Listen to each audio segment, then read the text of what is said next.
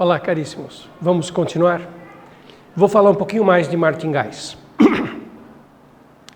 começar introduzindo umas simplificações de notação e depois falar de dois conceitos que estão diretamente ligados a essa ideia, que é o de variável não antecipativa e do tempo de parada, stop time. Bom, eu tenho usado muito essa notação aqui, fica meio pesado ficar escrevendo que o valor esperado de uma variável z, dado que ocorreu x1, xn. Eu vou simplesmente dizer o seguinte, olha, isso tudo que depende do x1, xn, eu vou chamar de fn. Então, isso eu vou escrever valor esperado do z, dado que ocorreu fn. E vou dizer que o mn é um martingale com relação a esses fn's, que são os tais do x. E quando eu disser que uma variável pertence ao fn, eu estou querendo dizer aquela condição de martingale, que ela é função das n ocorrências da variável suporte do martingale. Tá? Então, essa é uma primeira simplificação de notação. Agora, eu vou dizer que uma sequência de variáveis é não antecipativa, ou seja, ela não antecipa o futuro com relação a esse fn, se o an pertence ao f cursivo n-1 sempre. Ou seja, se o an depende dos n-1 primeiras ocorrências. Então, se alguma coisa depende das n primeiras, eu digo que ela não é antecipativa. Ela não prevê o futuro. Ela depende do passado e ela não me conta nada sobre o que vai acontecer no futuro, porque ela é função do passado. Em que contexto que a gente usaria? Qual é o exemplo que a gente tem na cabeça? De onde veio esse conceito? Por que alguém introduziu esse conceito? É aquela ideia que é a seguinte: o apostador está olhando as apostas e, num certo momento, ele está esperando para acontecer uma coisa para ele dobrar a aposta dele. Então, ele espera que a coisa aconteça, tais e tais coisas, para que eu dobre a minha aposta. Então, essa é a variável, né, que nós estamos olhando. Então, muitos apostadores fazem isso, né?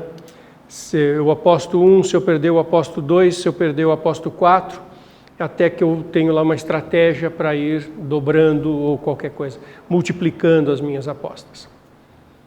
Então, a variável antecipativa ela seria usada para multiplicar a diferença dos montantes. Aqui é o montante que tinha no momento n-1, aqui é o montante n, e eu gostaria de multiplicar isso por alguma coisa.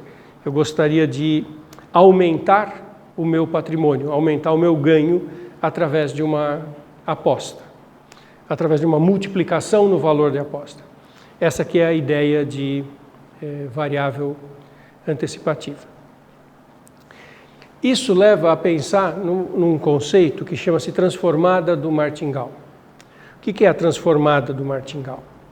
A transformada do martingale é uma nova sequência que funciona assim: M0 mais A1 M1 menos M0 mais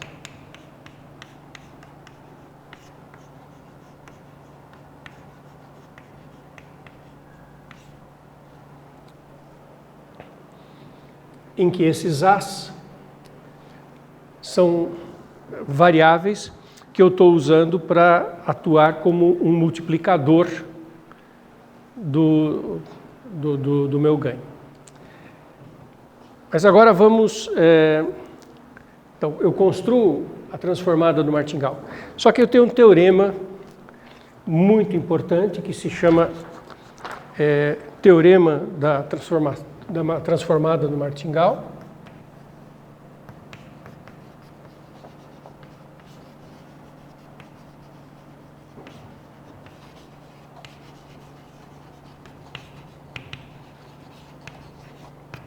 que que diz o seguinte, essencialmente, a transformada é um martingale. Na verdade, isso aqui eu devia chamar de emitiu, né? Senão fica a mesma coisa, né? Eu vou criar uma nova sequência de variáveis que começa com o M0 e eu vou acrescentando, esses são os ganhos com apostas, né? Então, o teorema da transformada do martingale diz o seguinte, que se o Mn é martingale com relação a Fn e os ANs, variável aleatória não antecipativa,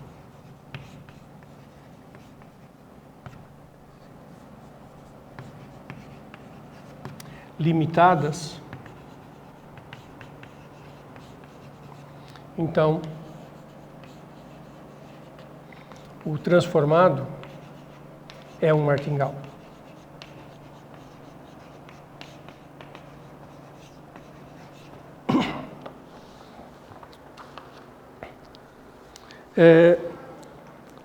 Agora que eu enunciei o teorema, talvez fique mais claro a história da variável não antecipativa. O que está dizendo esse teorema? Isso é uma tentativa de ganhar mais, de sair daquilo que a gente falou na aula passada, que o martingale é introduzido para refletir o fato que nas apostas equilibradas não tem estratégia mágica para ganhar mais. Isso seria uma tentativa de ganhar mais. Eu olho para o quanto que eu ganhei de uma para outra e falo, se eu ganhei tanto, eu vou fazer uma aposta maior. Eu vou fazer um betting maior. Se o que ocorreu de uma passagem para outra tem uma certa característica, eu mudo a minha estratégia. E aí construo uma nova sequência. Então, observa, esta sequência é uma sequência obtida a partir da sequência original, que reflete essa ideia. Eu vou olhando em cada passo qual foi a variação do meu ganho, se eu ganhei ou perdi, e quanto, e decido por uma estratégia. Eu decido fazer uma multiplicação nesse valor. O que esse teorema está dizendo? Que se essa variável for não antecipativa, ou seja, depender só do passado, isso continua sendo um martingale. E se isso é um martingale, significa que a gente não tem aquela esperança de ganhar, porque o valor esperado do Mn é igual ao valor atual. Olha que bonito, juntando tudo.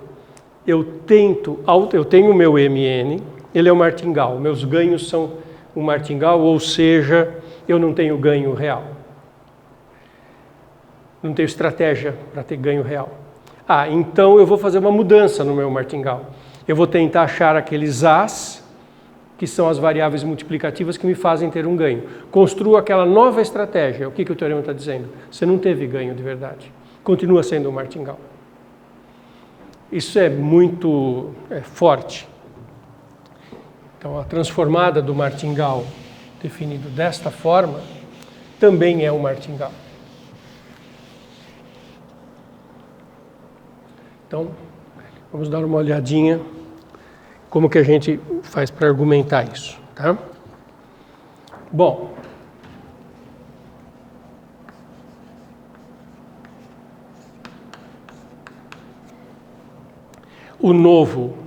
a nova sequência que eu vou mostrar que é o martingale, ela é definida a partir das M's. Se as M's eram um martingale em função do Fn, dependia do X, né, aquela notação que eu introduzi agora de pouco, o Mn é um martingale em relação ao F, então o emitiu, que também, se tudo isso depende dos X que ocorreram, e observa, essas definições são muito sutis.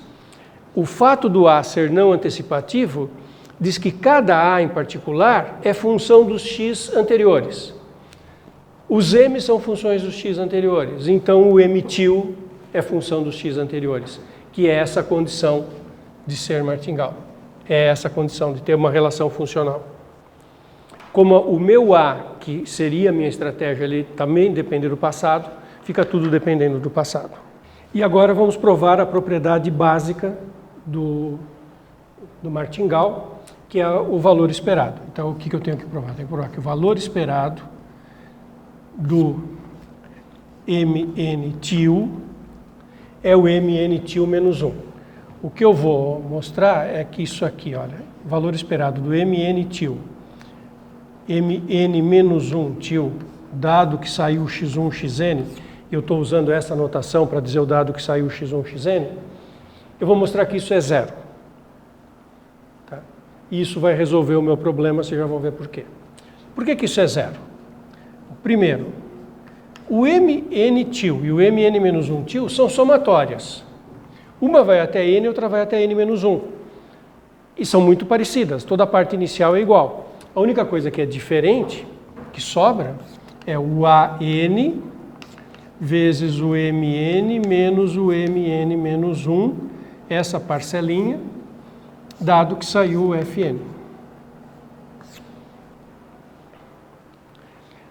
Agora, o valor esperado é linear, então o AN pode sair, fica AN, valor esperado do Mn, dado que saiu o Fn, menos o AN, valor esperado do Mn menos 1, dado que saiu o xn até o xn menos 1. Bom, mas quando sai o x1 até o xn menos 1, ocorre o Mn menos 1. O valor esperado é ele mesmo, porque ele está valendo aquilo. Então isso é o An vezes Mn menos 1. Sumiu o valor esperado desse, porque é o significado de probabilidade condicional. Dado que saiu o x1, xn, eu estou no valor Mn. E aqui é o valor esperado do Mn. Agora eu uso que o Mn é o martingale. Como o Mn é o martingale, isso aqui é o An, valor esperado do Mn. Eu estou querendo provar que o M-til é martingale, mas o Mn é martingale. Então isso aqui é Mn menos 1, menos o An Mn menos 1, que é zero.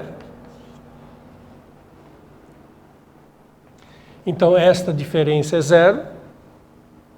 O valor esperado dessa diferença é zero. Só que, de novo, o que é o valor esperado daquela diferença?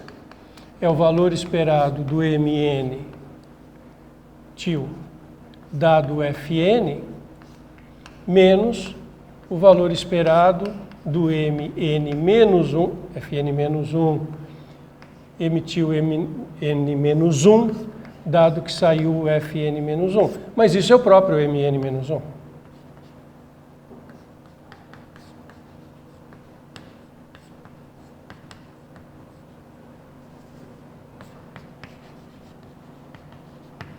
Ou seja, como isso é zero,